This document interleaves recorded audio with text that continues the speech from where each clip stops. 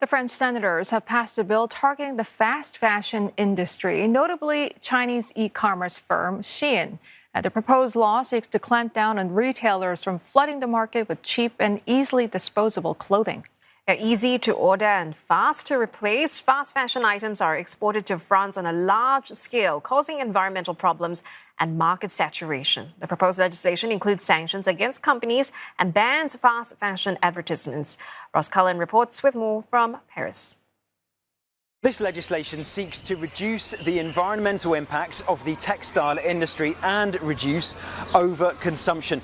According to the French government's Environment Agency, some 48 pieces of clothing per person are released into the French market every year. There are penalties and sanctions included in this bill, which can be applied if retailers fall foul of the new legislation. And there's also an attempt to limit the reach of influencers promoting fast fashion products online.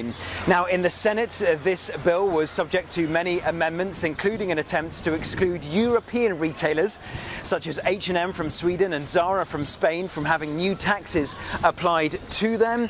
That was seen as something which was more targeting big Asian retailers like the Chinese fast fashion giant Shein. And a spokesperson for Shein in France said that this was anti-Shein legislation targeting Shein's customers, which would only impact the purchasing power of the French public, because those taxes, if they are applied, can be up to €50 per item if that item comes from a retailer which is contravening the new legislation. European retailers would still have to outline to their customers the environmental impact of the piece of clothing that they are buying.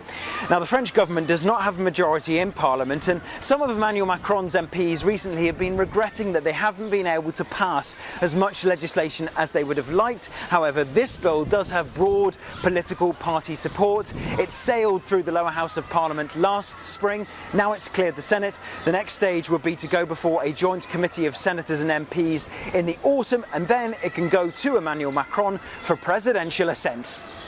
Cullen, CNA, Paris.